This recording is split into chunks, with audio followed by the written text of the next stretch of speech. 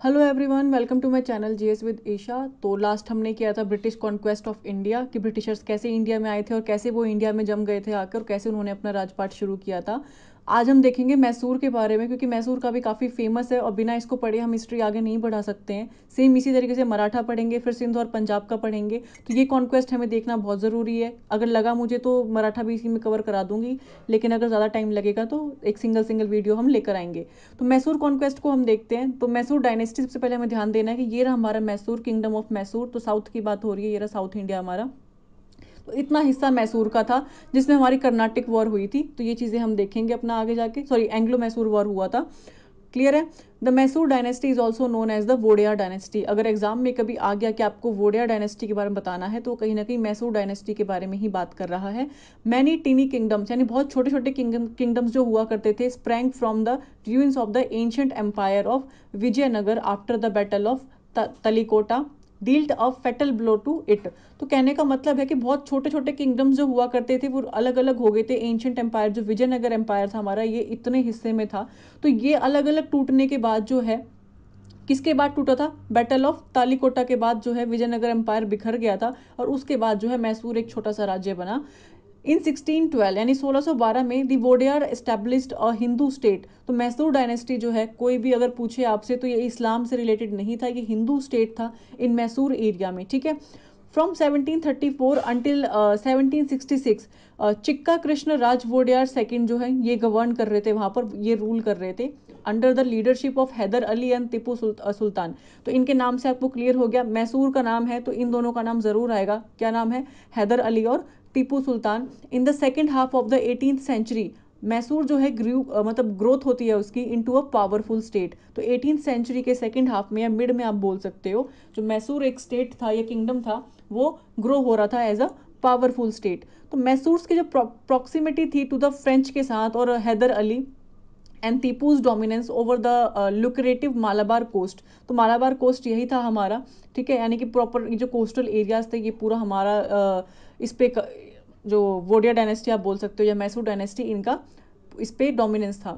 तो अगर हम आगे देखें तो the English thoughtful there political and commercial interest in south India. अब इंग्लिश ने क्या सोचा कि अब हमें साउथ की तरफ बढ़ना चाहिए, क्योंकि बैटल ऑफ प्लासी बक्सर के अराउंड इन्होंने पूरा नॉर्थ इंडिया तो अपने कब्जे में ले ही लिया था, लेकिन साथ ही साथ साउथ में भी चल रहा था सब कुछ।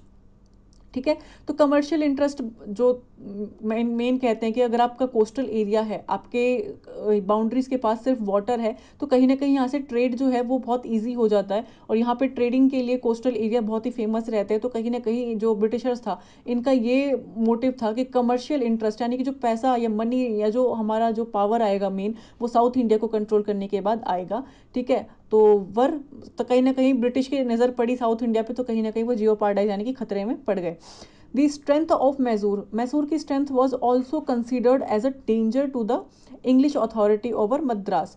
तो इंग्लिश के लिए यानी कि ब्रिटिशर्स के लिए इतना आसान नहीं था मैसूर को, यानी कि साउथ इंडिया को अपने अंडर में लेना। तो ये कहीं ना कहीं इनके लिए काफ़ी बड़ा चैलेंजिंग था। And the Anglo Mysore conflict were a series of 4 Wars. Continuous जो है 4 वॉर हुई थी एंग्लो मैसूर की। तो ये 4 फाइट्स हैं जो हमें ध्यान रखना है।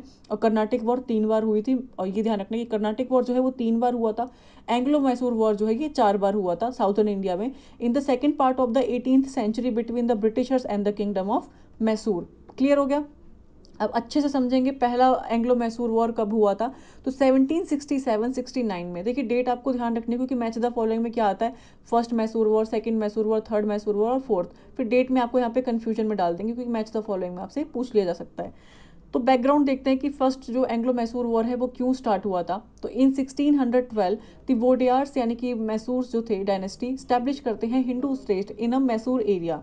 फ्रॉम 1734 अंटिल 1766, यानी 1734 से 66 तक जो चिक्का कृष्ण राज वोडियार सेकेंड है, कि वहाँ के रूलर होते हैं, गवर्न करते हैं। With his tremendous administrative ability the and military tactics, Haider Ali एक सोल्जर होते हैं आर्मी में ऑफ वोडियार्स। देखिए अब तक कौन संभाल रहा था? चिक्का कृष्ण राज वोडियार सेकंड थे, ये संभाल रहे थे। तो इनकी जो है काफ़ी अच्छी एडमिनिस्ट्रेटिव एबिलिटी थी, मिलिट्री टैक्टिक्स थी। तो हैदर अली जो है उन्हीं की मिलिट्री में एक आर्मी में सोल्जर थे। वोडेयार्स में become the de facto king of Mysore. देखिए, de facto king of Mysore कहने का मतलब है कि भले ये एक सोल्जर थे तो कहीं ना कहीं इनकी रणनीति, इनका एडमिनिस्ट्रेशन चलाने की जो पावर थी, मिलिट्री टैक्टिक्स जो थी, पूरा एक मिलिट्री यानी कि एक आर्मी को ये रन करते थे, तो वो इसलिए कहीं ना कहीं नाम के लिए किंग कोई और था, लेकिन डी फैक्टो किंग बोलते हैं जो असल में किंग होता है मैसूर का। कॉज की अगर हम बात करें, क्या कॉजेज थे, कारण क्या थे?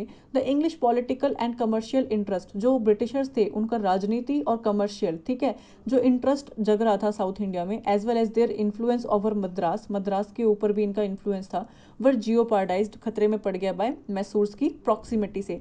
तो ब्रिटिशर्स को क्या लगा कि अगर हमने मद्रास को तो कैप्चर कर लिया है, अब हम पूरे साउथ को कर सकते हैं, लेकिन कहीं ना कहीं ये गलत सोच थी इनकी, क्योंकि मैसूर में हैदर अली और टीपू सुल्तान जो है ये बहुत ही स्ट्रॉन्ग रूलर्स थे, बहुत ही स्ट्रॉन्ग सोल्जर्स थे, तो इनके लिए इतना आसान नहीं था, ठीक है। हैदर अली का जो डोमिनेंस था over the lucrative Malabar coast trade वो बहुत ही ज़्यादा स्ट्रॉन्ग था। After defeating the Nawab of Bengal in battle of Buxar, तो बैटल ऑफ बक्सर में बंगाल के नवाब को हराने के बाद ब्रिटिश परसुएट करते हैं निज़ाम ऑफ हैदराबाद की तरफ टू साइन करने के लिए एक contract, giving them the north Circars in exchange for safeguarding the Nizam against Haider Ali. तो ये क्या करते हैं, डील करते हैं ब्रिटिशर्स, हैदराबाद जाकर कॉन्ट्रैक्ट करते हैं एक, कि वहाँ पर ये एक्सचेंज करते हैं सेफ गार्ड करने के लिए निज़ाम को, कहते हैं कि हमारे निज़ाम को सेव करो अगेंस्ट हैदर अली। तो हैदर अली के अगेंस्ट जो है निज़ाम सेव करने की बात करते हैं, किसके किसके साथ, किसकी हेल्प लेते हैं? ब्रिटिशर्स की, who was already embroiled in feud with the Marathas, जो कि ऑलरेडी मराठास के साथ जुड़े हुए थे। कोर्स ऑफ वॉर क्या था, वॉर कैसे हुई? The British launched a war against Mysore. अब ब्रिटिशर्स को हैदराबाद वाले जो निज़ाम होते हैं वो बोलते हैं कि हमारी हेल्प करो, तो मैसूर जो है, देखिए होता ये निज़ाम और हैदराबाद और मराठास जो है वन बाय वन कभी ब्रिटिशर्स का साथ देते हैं, कभी हैदर अली और टीपू सुल्तान का साथ देते हैं, जो पहले बात कर लेता है, तो हम वो पूरी स्टोरी देखेंगे। तो ब्रिटिश लॉन्च करते हैं वॉर अगेंस्ट मैसूर यानी कि Wodeyar dynasty, allied with the Marathas. अब ये ब्रिटिशर्स ने पहली एंग्लो मैसूर वॉर में क्या किया, मराठा और निज़ाम ऑफ हैदराबाद के साथ अलाई किया, ठीक है, ब्रिटिशर्स ने मैसूर के अगेंस्ट में। अभी यहाँ पर एक साइड है हमारा मैसूर और एक साइड है हमारे ब्रिटिशर्स, नवाब ऑफ हैदराबाद यानी कि निज़ाम ऑफ हैदराबाद, और दूसरे कौन से हैं, मराठास, ठीक है। किसके अगेंस्ट है, मैसूर के अगेंस्ट में। फर्स्ट एंग्लो मैसूर वॉर की बात हो रही है। विद क्लेवर डिप्लोमेसी, बहुत ही क्लेवर डिप्लोमेसी यानी बहुत ही चालाकी से Haider Ali was able to win over the Marathas and the Nizam. तो हैदर अली बहुत ही ज़्यादा क्लेवर थे, बहुत शार्प माइंड था इनका, और ये कहीं ना कहीं इन पे भारी पड़ जाते हैं और ये यहाँ पर जीत जाते हैं। क्लियर हो गया? He bribed the Marathas to neutralise them. तो हैदर अली जो है ये मराठास को खरीद लेते हैं, उनको ब्राइब देते हैं कि आप हमारे साथ दीजिए, हम आपको सेव करेंगे, यानी कि आपकी बाउंड्री को सेव करेंगे। The war dragged on for another year, अगले साल फिर वॉर हुई, and a half with no end in sight. तो मतलब ये बोल सकते हो कि एक साल तक की लड़ाई चल रही थी। Haider shifted his approach and came to the Madras gates. तो हैदर अली ने अपनी अप्रोच शिफ्ट करी और वो मद्रास के गेट तक चले गए जहाँ पे ब्रिटिशर्स थे। रिजल्ट ऑफ वॉर क्या हुआ? Following full chaos and fear in Madras, the English were compelled to sign a humiliating settlement with Haider Ali. बुरी तरीके से हारने के बाद हैदर अली से ब्रिटिश ईस्ट इंडिया कंपनी एक ट्रिटी साइन करती है, किसके साथ? हैदर अली के साथ। कब होता है ये? 4 अप्रैल 1769 में। उस ट्रिटी को हम क्या बोलते हैं? देखिए, फर्स्ट एंग्लो मैसूर वॉर के बाद कौन सी ट्रिटी साइन होती है? ट्रिटी ऑफ मद्रास, जिसमें इंग्लिश हारते हैं और हैदर अली जीतते, यानी कि मैसूर की जीत होती है। द सीज्ड रीजन, जो सीज्ड रीजन होते हैं वो return to their rightful owners, जो सीज कर लेता है हैदर अली वो वापस दे देता है। And it was decided that they would aid one another and in the event of the foreign assault. अब देखिए, ट्रिटी ऑफ मद्रास में ब्रिटिशर्स इतने चालाक थे, इन्होंने क्या किया, ट्रिटी ऑफ मद्रास में एक दूसरे की पावर जो इन्होंने छीनी थी, एक दूसरे का जो स्टेट या जो सिटी इन्होंने छीनी थी, वो एक दूसरे को वापस कर दी इस ट्रिटी के अंदर, और एक दूसरे को प्रॉमिस किया कि कल को इन मान ली कि ये ब्रिटिशर्स हैं और ये हैदर अली है, इन्होंने एक दूसरे के साथ डील क्या किया कि आप पे या आप पे, आप दोनों मतलब इन दोनों में से किसी के ऊपर भी कोई तीसरा बंदा आकर फाइट करता है या वॉर करता है इनके ऊपर आक्रमण करता है, तो ये एक दूसरे का साथ देंगे, यानी कि एक दूसरे की टेरिटरी को सेव करेंगे। उस टाइम पे ये दोनों एक हो जाएंगे। ये ट्रिटी ऑफ मद्रास में ये डिसाइड करते हैं। पर हारता कौन है? इंग्लिश हारती है। हैदर अली के बारे में हम पढ़ते हैं थोड़ा। हैदर अली एक हॉर्समैन थे, ठीक है, इन द मैसूर आर्मी में under his ministers of king Chikka Krishnaraja Wodeyar, जो कि ये रूलर थे वहाँ के। Began his career as a horseman ही अपना करियर मैसूर की आर्मी में स्टार्ट करते हैं। ही वॉज इलिटरेट, वो पढ़े लिखे नहीं होते हैं, येट ही वॉज इंटेलिजेंट, फिर भी वो बहुत डिप्लोमेटिक पर्सन होते हैं एंड मिलिट्री कैपेबल होते हैं। With the support of the French army के सपोर्ट से he became the de facto king of Mysore in 1761। Clear हो गया। And incorporated western techniques of training into his army, यानी कि जो वेस्टर्न टेक्निक्स, जो ब्रिटिशर्स की लड़ने की टेक्निक्स थी, वो इंडियन आर्मी में या फिर मैसूर की आर्मी में कौन लेकर आया था, तो वो हैदर अली लेकर आए थे। ठीक है, इन 1761-63 में he took over the Nizam army and the Marathas and seized. देखिए इन्होंने क्या किया था, हमें पता है कि फर्स्ट एंग्लो मैसूर वॉर में ये इन्होंने निज़ाम को हराया था, हैदराबाद कर मराठास को हराया था और कुछ एरिया सीज कर लिया था। वो कौन से एरिया इन्होंने सीज किए थे, दोडबलापुर, सेरा, बेदनूर और Hoskote, as well as the bringing the troublesome poligars of the south India to surrender करने के लिए Tamil Nadu. They also took money from the growers in the form of taxes, इन्होंने टैक्स लिया एक तरीके से ग्रो करने के लिए, मनी लिया इन्होंने। Haider Ali had to pay them, Haider Ali को पे करना था एक significant sum of money to purchase करने के लिए peace. But after Madhav Rao death in 1772 Haider Ali invade कर लेते हैं मराठास को, मैनी टाइम आक्रमण करते हैं मराठास पे बिटवीन 1774 से 1776 तक। ठीक है, recovering all of the land he had previously lost as well as the seizing new territory. अब होता क्या है, जब माधव राव होते हैं, इनकी डेथ हो जाती है 1772 में, तो हैदर अली क्या करते हैं, तो जो ये मराठास से हारे होते हैं अपना एरिया, वो इन्वेड कर लेते हैं, उस पर आक्रमण करके अपने अंदर ले लेते हैं और कुछ नई टेरिटरीज भी ये अपने अंदर ले लेते हैं। नहीं तो उससे पहले जो है हैदर अली जो है माधव राव को कुछ पैसे दिया करते थे पीस के लिए। फिर आता है सेकेंड एंग्लो मैसूर वॉर, जो कि 1780 से लेकर 84 के बीच में होता है, 4 साल तक चलता है ये second Anglo Mysore war. Cause क्या था इसका, when the Maratha army attacked Mysore, जब मराठा की आर्मी मैसूर पे अटैक करती है इन 1771 में, यानी कि मराठास ने किस पे अटैक किया, मैसूर पे। द ब्रिटिश फेल्ड, तो ब्रिटिशर्स ने जो ट्रिटी ऑफ मद्रास में एक ट्रिटी साइन करी थी कि हम आपकी हेल्प करेंगे, अगर एक दूसरे पे कोई भी हमारे ऊपर आक्रमण करेगा तो दूसरा इंसान उसकी मदद करेगा आर्मी को बचाने में। लेकिन जब दूसरी वॉर में, एंग्लो मैसूर वॉर में, मराठास जब अटैक करते हैं मैसूर पे, ब्रिटिशर्स उस ट्रिटी को फॉलो नहीं करते हैं और Haider Ali accused them of betraying their trust, Haider Ali का ट्रस्ट वहाँ टूट जाता है। Furthermore, Hyder Ali found the French to be more inventive in meeting the army's need for firearm, saltpeter and lead।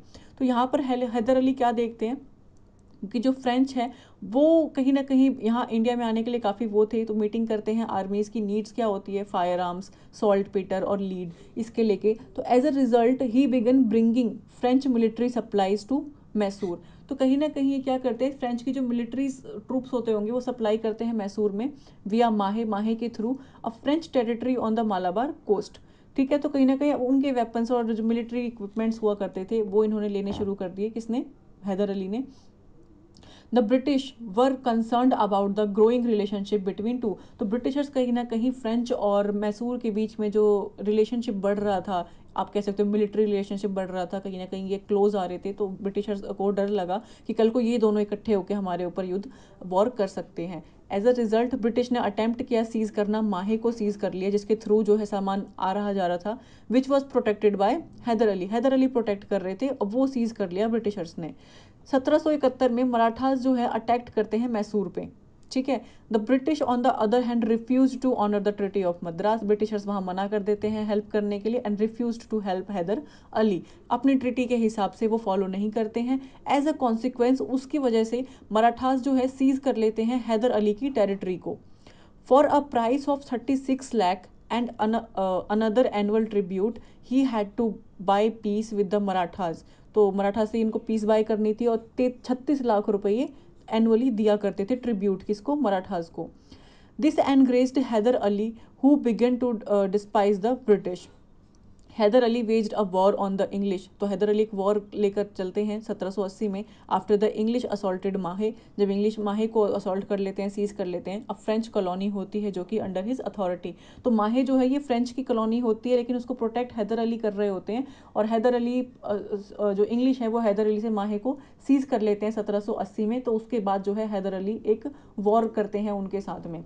The course of war क्या होता है, second Anglo Mysore war, Hyder Ali form करते हैं an alliance with the Nizam और मराठास के साथ में, ठीक है। ये सेकेंड एंग्लो मैसूर वॉर की बात हो रही है कि ये फिर से अलायंस बनाते हैं इनके साथ और बीट करते हैं ब्रिटिश की फोर्स को, कहाँ पर, आरकोट में। देखिए इनकी लड़ाई चली कंटिन्यूस, लेकिन फिर से सेकेंड ट्रिटी में भी यही होता है कि हैदर अली इनके साथ अपनी अलायंस बनाते हैं और ब्रिटिशर्स को सेकेंड एंग्लो मैसूर वॉर में भी डिफीट करते हैं। कहाँ पर डिफीट करते हैं, आरकोट में। ये बहुत इंपॉर्टेंट क्वेश्चन है, ध्यान रखना है।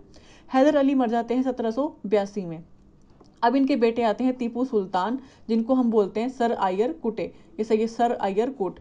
तो who had already fought Hyder Ali numerous times continued the war. तो टीपू सुल्तान जो है पहले भी काफ़ी लड़ाइयों में हैदर अली को ज्वाइन कर चुके थे, तो इनके लिए ये नया नहीं था। तो जो सेकेंड एंग्लो मैसूर वॉर होता है इसमें ट्रिटी ऑफ मैंगलोर साइन होती है। हर वॉर में कौन सी ट्रिटी साइन होती है बहुत इंपॉर्टेंट है, ध्यान देना, ठीक है। तो इसमें भी ट्रिटी ऑफ मैंगलोर साइन होती है सेकेंड एंग्लो मैसूर वॉर में। तो इसका रिजल्ट क्या होता है वॉर का, बोथ साइड नेगोशिएट करते हैं पीस, दोनों साइड ने पीस चुना। After an inconclusive war concluded the treaty of Mangalore March 1784 में, in which both parties return the areas they had acquired from each other. तो इसमें भी फिर वही होता है, जो आपने एक दूसरे से कैप्चर किया, जो छीना, वो उसको वापस करो एक दूसरे को। टीपू सुल्तान का नाम आया है तो इनके बारे में भी थोड़ा डिटेल में हम पढ़ेंगे। 1750 से 1799 तक ये इनका टाइम पीरियड था। Tipu Sultan was the Hyder Ali son, Hyder Ali के बेटे थे, एंड अ लेजेंडरी वॉरियर थे known as the tiger of Mysore. बहुत सारे एसएससी के एग्जाम में या जो बी और सी ग्रेड के एग्जाम होते हैं उसमें बहुत बार क्वेश्चन आया हुआ है कि टाइगर ऑफ मैसूर किसे बोलते हैं, तो गलती से भी हैदर अली पे टिक मत लगाना, टीपू सुल्तान को बोलते हैं। He was born in 1750 November. He was a well educated individual, काफ़ी पढ़े लिखे थे। हैदर अली पढ़े लिखे नहीं थे, टीपू सुल्तान पढ़े लिखे थे, जिनको अरेबिक लैंग्वेज आती थी, पर्शियन लैंग्वेज आती थी, करनीज, उर्दू। देखिए एग्जाम में ना पूछा जाएगा कि एक स्टेटमेंट दे देंगे कि बहुत पढ़े लिखे थे, इनको टाइगर ऑफ मैसूर बोला गया था, इनको अरेबिक, पर्शियन, उर्दू ये सारी लैंग्वेज बोलनी आती थी। तो ये कौन सी पर्सनैलिटी है, तो आपको ध्यान रखना है कि टीपू सुल्तान के बारे में बात हो रही है। Tipu Sultan, like his father Hyder Ali, placed great emphasis on the development and upkeep a capable military force. तो अपने फादर की तरह ही काफ़ी अच्छे थे ये आर्मी चलाने में, मिलिट्री चलाने में। With Persian words of command, he organised his army in the European model. अभी वेस्टर्न मेथड अपनाते हैं अपनी मिलिट्री को। देखिए हैदर अली ने भी यही किया था, मिलिट्री में वेस्टर्न टेक्निक्स लेके आए थे, तो सेम पाथ पे टीपू सुल्तान भी चल रहे थे। Despite the fact that he enlisted the assistance of French commanders to teach his troops. तो इन्होंने अपने फ्रेंच कमांडर्स भेजे अपनी सेनाओं को सिखाने के लिए। ही नेवर परमिटेड दैम, यानी कि फ्रेंच को उन्होंने कभी परमिट नहीं किया to become a pressure group, ठीक है, प्रेशराइज नहीं किया। दोस्ती थी जिससे ब्रिटिशर्स को काफ़ी डर भी लग रहा था, तो उस हिसाब से ही वो सीख रहे थे। टीपू ने अंडरस्टूड किया the significance of a novel force. देखिए नेवल फोर्स हमारी बहुत ज़रूरी है। अगर आपके पास कोस्टल एरिया है, आपकी नेवल फोर्स होनी चाहिए, बहुत स्ट्रांग होनी चाहिए। तो टीपू को कहीं ना कहीं पता, एक रियलाइजेशन हुआ कि नेवल फोर्स एक रियल पावर है। आपकी नेवल फोर्सेस पे अगर, नेवल एरियाज यानी कोस्टल एरियाज पे अगर आपकी पकड़ है, तो आप बहुत पावरफुल रूलर माने जाते हो। He established a board of admiralty in 1796 में इन्होंने इस्टेब्लिश किया, and envisioned a force of 22 battleship and 20 big frigates. Mangalore जो साउथ में है, वजीदाबाद और मौलिदाबाद, ही डेवलप्ड 3 डॉकयार्ड्स। तो 3 डॉकयार्ड्स इन्होंने डेवलप किए नेवल पे पकड़ बनाने के लिए, नेवल एरियाज पे।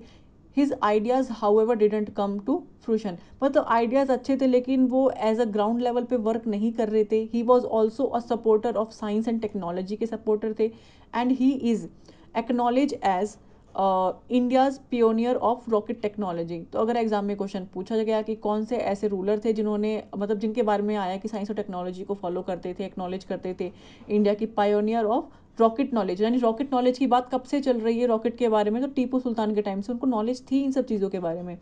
He created a military guide book, एक मिलिट्री के लिए गाइड बुक बनाई, that explains how rocket works. मतलब इन्होंने उस टाइम पे रॉकेट किस तरीके से चलता है, कैसे वर्क करता है, वो टेक्नोलॉजी क्या है, वो इन्होंने अपनी बुक में लिखी थी। किसकी बात हो रही है, टीपू सुल्तान की। एक एक स्टेटमेंट बहुत इंपॉर्टेंट है। He was also a forerunner in bringing sericulture to the state of Mysore. Tipu was a staunch supporter of democracy. इनके फादर भी बहुत ही डिप्लोमेटिक पर्सन थे, तो ये क्या करते थे, इन्होंने डेमोक्रेसी को काफ़ी सपोर्ट किया and a skilled negotiator, negotiate करने की इनके अंदर स्किल थी जो हेल्प करता था फ्रेंच सोल्जर्स को इन सेरिंगपट्टनम स्टैब्लिश करने में अ जैकोबिन क्लब। तो जैकोबिन क्लब जो है सेरिंगपट्टनम में कब स्टैब्लिश किया गया? 1797 में। बहुत इंपॉर्टेंट है, ध्यान रखना है। अब आता है हमारा तीसरा एंग्लो मैसूर वॉर। तो तीसरा एंग्लो मैसूर वॉर में जीत किसी और की होगी। सेम बाजी जो है, ब्रिटिशर्स अब टीपू के अगेंस्ट चलते हैं। ट्रिटी ऑफ मैंगलोर जो साइन होता है इनके बीच में, तो ये प्रूव होता है insufficient to address Tipu Sultan uses issues with the Britishers. तो जो इन्होंने ट्रिटी ऑफ मैंगलोर साइन किया था उसमें इन्होंने डिसाइड किया था कि जो जो एरिया इन्होंने एक दूसरे के छीने हैं ये वापस कर देंगे, पर ये उससे सेटिस्फाई नहीं हो रहे थे दोनों। Both were attempting to achieve political dominance Deccan. अब दोनों को ही डेक्कन में यानी कि साउथ इंडिया में अपने अचीवमेंट पॉलिटिकल डोमिनेंस बनाना था। तो थर्ड एंग्लो मैसूर वॉर दोबारा से होता है, यानी कि ये जो एंग्लो मैसूर वॉर की जो सीरीज है दोबारा चलती है। व्हेन टीपू सुल्तान अटैक करते हैं त्रावणकोर पे, जो कि इंग्लिश अलाई होता है, and the east India company main supplier of paper. Paper यानी कि काली मिर्च को बोलते हैं, ठीक है, ये चीज़ ध्यान रखना है आपको। तो मसालों की खेती बहुत होती थी, मसालों की वजह से जो है यूरोपियंस इंडिया में अट्रैक्ट हुए थे, तो कहीं ना कहीं पेपर जो है, या ब्लैक पेपर बोल सकते हो आप, उस टाइम पे इसकी वजह से जो है इंग्लिश यहाँ पर थे, इसका ट्रेड करते थे, और टीपू सुल्तान ने यहाँ पर अटैक किया था। Tipu viewed Travancore's acquisition of Jalkotal and Kannauр from the Dutch in the Cochin state, which was a feudatory of his to be a infringement of his sovereign powers। तो with the Nizam of Hyderabad क्या होता है, हैदराबाद के जो निज़ाम होते हैं, मराठास होते हैं, the British began to improve their ties. अभी तक जो था, पहले वॉर में हैदर अली ने ब्राइब दी थी, ठीक है, मराठास को उनका साथ देने के लिए, निज़ाम को। दूसरी टिटरी में वो इन तीनों को मना लेते हैं अपना साथ देने के लिए, लेकिन सेम टैक्टिक्स जो है ब्रिटिशर्स अपनाते हैं। अब Britishers third Anglo Mysore war में इनके साथ अपना टाई बनाते हैं। Tipu Sultan who took control of Mysore after Haider Ali's death benefited from French assistance in improving his military capabilities. French के साथ मिलकर इन्होंने अपनी मिलिट्री की कैपेबिलिटीज़ बढ़ाई, वेस्टर्न टेक्निक्स इन्होंने अपनाई, अपनी मिलिट्री या आर्मी के लोगों को सिखाया, ठीक है। In accordance with the treaty of Mangalore, treaty of Mangalore जो साइन हुई थी after the second Anglo Mysore war, he also refuse to realise English captive seized during the second Anglo Mysore war. तो उन्होंने उसको अपनाने से भी मना कर दिया कि जो ट्रिटी ऑफ मैंगलोर में बातें हुई थी हम वो नहीं मानेंगे। द कोर्स ऑफ वॉर क्या हुआ, 1789 में टीपू क्या करते हैं, तो टीपू लॉन्च करते हैं अब वॉर ऑन त्रावणकोर। तो त्रावणकोर में ये वॉर लॉन्च करते हैं। त्रावणकोर जो है ब्रिटिश का फ्रेंडली स्टेट था, ये आपको पता है, जहाँ से पेपर का ये काम चलता था इनका। लॉर्ड कर्नवालिस जो थे उस टाइम पे गवर्नर जनरल थे बंगाल के। Most most most most most important question है कि लॉर्ड कर्नवालिस जो है कौन से एंग्लो मैसूर वॉर के टाइम पे गवर्नर जनरल थे बंगाल के? तो तीसरे एंग्लो मैसूर वॉर के टाइम पे लॉर्ड कर्नवालिस जो है ये गवर्नर जनरल थे, किसके? बंगाल के, और डिक्लेयर करते हैं वॉर ऑन टीपू इन 1790। बहुत इंपॉर्टेंट क्वेश्चन है, अगर इग्नोर करोगे तो एग्जाम के में काफ़ी बार पूछा गया है और आगे भी आएगा। Tipu's men were forced to retire after being beaten in the first phase of the conflict। तो इनकी जो फोर्स थी वो कहीं ना कहीं रिटायर हो रही थी, क्योंकि कंटिन्यूस लड़ाई कर करके वो लोग भी थक चुके थे। Later the English marched on Tipu's capital of Seringapatam. Tipu की जो कैपिटल थी सेरिंगपट्टनम में, इंग्लिश वहाँ पहुँच जाते हैं, वहाँ मार्च करते हैं, फोर्स करते हैं टीपू को मेक करने के लिए पीस डील, कि आप पीस पे डील करो। तो रिजल्ट ऑफ वॉर क्या होता है, फाइन जो थर्ड एंग्लो मैसूर वॉर होती है उसमें ट्रिटी ऑफ सेरिंगपट्टनम साइन होता है। क्लियर हो गया? हर वॉर के बाद एक ट्रिटी साइन हुई है, तो इसलिए आपको ध्यान रखना है, जो कि 1792 में हुई थी। Put and the end of conflict, मतलब अब इस वॉर का भी ट्रिटी ऑफ सेरिंगपट्टनम पे कॉन्फ्लिक्ट जो है एंड हो गया। Tipu had to hand over, मतलब टीपू को क्या करना था, हैंड ओवर करना था half of his empire to the English, मतलब अपनी आधी एम्पायर, अपनी आधा किंगडम जो है इंग्लिश को देना था under the terms of the treaty, which included the province of, कौन कौन से थे, मालाबार कोस्ट चाहिए उनको, जहाँ से मेन कैपिटल हुआ करता था उसका, जहाँ से मेन ट्रेड चलता था, बारह महल चाहिए, कुर्ग चाहिए, दिंदुगुल चाहिए। तो ये सारे एरिया जो हैं ब्रिटिशर्स ने किससे ले लिए, टीपू सुल्तान से ले लिए। ही ऑल्सो हैड टू पे the British rupees 3 crore, war की इंडेमनिटी उस टाइम पे 3 करोड़ रुपए टीपू सुल्तान ने पे किए थे ब्रिटिशर्स को। Tipu also had to provide the British with 2 of his son, अपने 2 बेटे भी उसको देने पड़े एज अ ट्रिटी सेरिंगपट्टनम के अंदर, as a surety until he fulfilled his डेप्ट, जब तक ये अपना सारा कर्जा नहीं चुका देते, सारी चीज़ें नहीं कर देते, ब्रिटिशर्स इनके 2 बेटे अपने साथ ले गए थे। फिर आता है फोर्थ एंग्लो मैसूर वॉर 1799 में, जिसका कॉज क्या था, कारण क्या था। Both the British and Tipu Sultan utilised the year 1792 से लेके 1799 तक to make up their losses. तो अब तक ये अपना लॉस जो इनका हुआ था वही अपना चला रहे थे, उसी को मतलब वापस लेने की कोशिश कर रहे थे। व्हेन द वोडियार डायनेस्टी यानी कि मैसूर डायनेस्टी जो हिंदू किंग थे डाइड इन 1796 में, तो टीपू डिक्लेयर करते हैं हिमसेल्फ एज अ सुल्तान। तो टीपू यहाँ पर अपने आप को सुल्तान डिक्लेयर कर देते हैं और रिजॉल्व करते हैं to avenge his humiliating defeat in the previous battle. तो अब उसको वो सब इनको रिजॉल्व करना है कि मैं बहुत बार हार चुका हूँ, लेकिन अब मुझे बैटल लड़नी है और मेरे को जीतना है। लॉर्ड वेलेस्ली आते हैं फोर्थ एंग्लो मैसूर वॉर में, जो कि स्टॉन्च करते हैं imperialistic succeed sir John Shore as governor general in 1798। ध्यान रखना है आपको, Wellesley was concern about Tipu's bargaining ties with the French. अब वेलेस्ली को डर लगने लग गया कि फ्रेंच के साथ जो है मैसूर की जो है फ्रेंडशिप बहुत बढ़ रही है, उसके लिए इनको फियर हो गया कि अगर फ्रेंच की आर्मी यहाँ आ जाती है तो इनको टक्कर दे पाएगी। Tipu was accuse of sending treasonous messenger to Arabia. Tipu ने Arabia, Afghanistan, France, Mauritius, Versailles to conspire करने के लिए अगेंस्ट द ब्रिटिश अपने कुछ मैसेजेस भेजे इन स्टेट्स कंट्रीज में। और Wellesley was not satisfied with the Tipu's answer, तो वेलेस्ली सेटिस्फाई नहीं हो रहे थे इनकी हरकतों से, and the fourth Anglo Mysore war was started. तो ये स्टार्ट हो गया। ट्रिटी ऑफ सेरिंगपट्टनम जो फेल हो गया, जिसपे जो इन्होंने आधी अपनी डेक्कन दिया था, अपना एरिया दिया था, 3 करोड़ रुपए देने थे इनको to bring Tipu and the English together in peace, ये फेल हो गया कहीं ना कहीं। Tipu also decline to join Lord Wellesley subsidiary alliance. Subsidiary alliance के बारे में आगे देखेंगे, तो कहीं ना कहीं लॉर्ड वेलेस्ली को की इस ऑफर को कि सब्सिडरी अलायंस में आ जाइए आप लोग, टीपू ने इसको मना कर दिया था। The British considered Tipu's alliance with the French as a danger, ठीक है, रिस्टोर द मेन टेरिटरी। तो एक सेकेंड, अब कोर्स ऑफ वॉर क्या होती है, वॉर किस कारण हुआ। From all 4 directions Mysore was assaulted, चारों तरफ से मैसूर जो है एक तरीके से हारने को हो गया था। From the north the Marathas and Nizam's invade करते हैं नॉर्थ से टीपू के मैसूर में।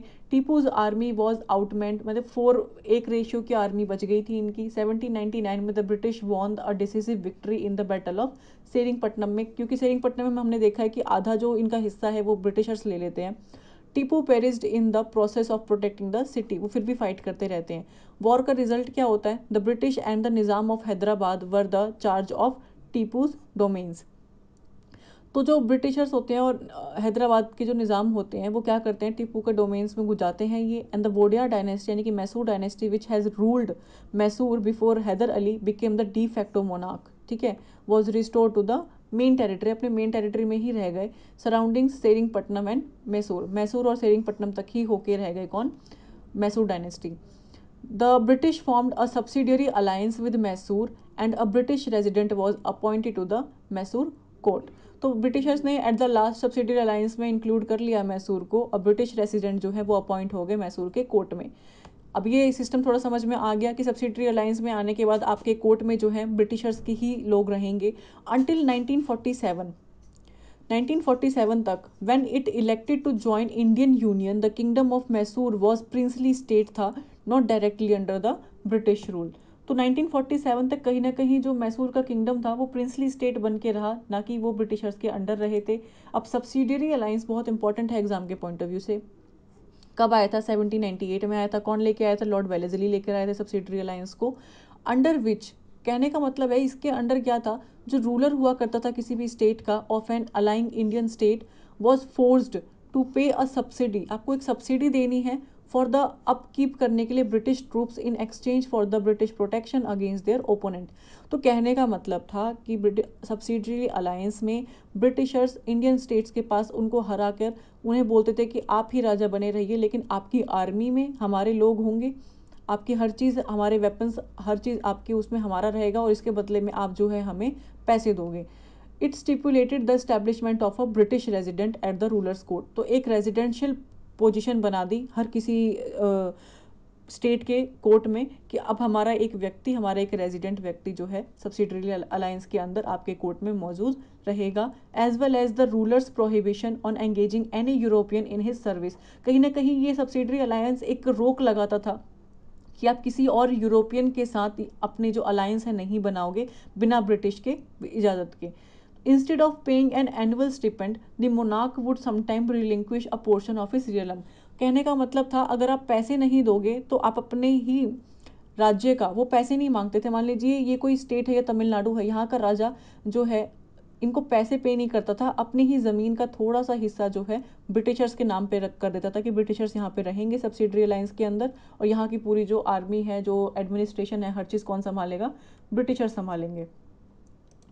The Nizam of Hyderabad was the first Indian king जिन्होंने साइन किया था सब्सिडरी अलायंस। ये बहुत इंपॉर्टेंट क्वेश्चन है कि सबसे पहले लॉर्ड वेलेस्ली की जो सब्सिडरी अलायंस का सिस्टम था, इसने ये कौन सा इंडियन किंग इसमें शामिल हुआ था सबसे पहले, तो निज़ाम ऑफ हैदराबाद थे।